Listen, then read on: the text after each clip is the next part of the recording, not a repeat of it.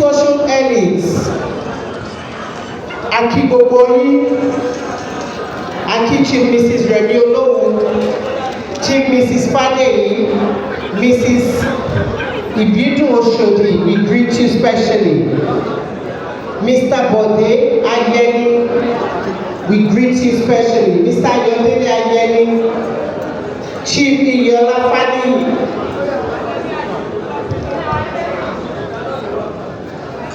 Ẹgbẹ́ Ajé, Lagos Island, gbogbo yín pátá la kí, all friends and families,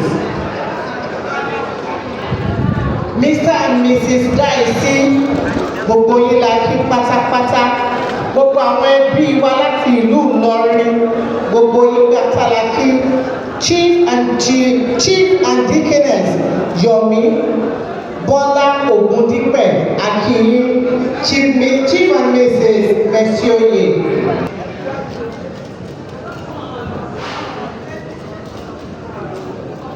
TJ of London Akinyi, Amani Alhaji Jami Olonode, we greet you specially. High Chief Muraino Olashile, the Basharan Agbakin of Yorùbá, Emma Boniwaju sir. Emma Boniwaju, High Chief Muraino Alexander Olashile, Basharan Agbakin of Yorùbá land. Emma Boniwaju, we greet you specially. Aki Mrs. Bolani Oladimeji, the immediate younger sister of the celebrant. Aki especially. Chief Emmanuel, we greet you. Elder Kini Johnson, Chief Kolade Emmanuel, Olarewaju, Yakwesi Ola, Aki, Abiola Abebi, my dearest mother, we greet you specially. Twins Faja, we greet you specially.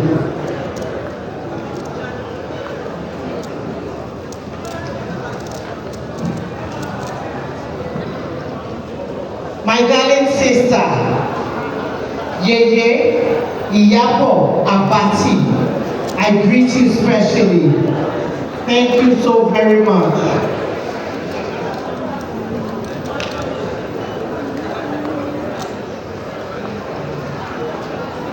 Before we even go straight into partying, I like to do this part a lot. Mo mọ̀ ní pé ọ̀pọ̀lọpọ̀ àwọn tó wá bíbá ilé ni through a friend to a friend to a friend ni. But for the few that knows the celebrants well, I want to call on a few people to come out and Abiola baby, you know where it is.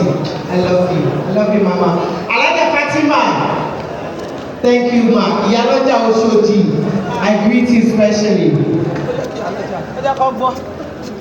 I'd like to call on a few people to come out and talk about the celebrants. How well do you even know Yeye, Shewa, Fundola, Ariket? I'm allow like 3 people. So anybody that wants to talk about the celebrant can just raise the hand. I'll call you. Anyone that wants to talk about the celebrants, you can just raise your hand. I'll come to you. You'll introduce yourself, your relationship to the celebrants, then I'll take it up from there.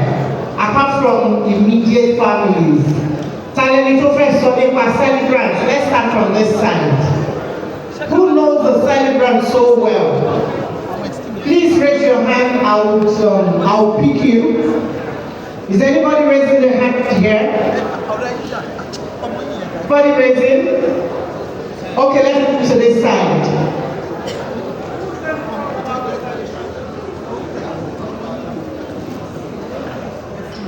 Talk about the celebrants. Time first from Paolo Jobi. Let's see.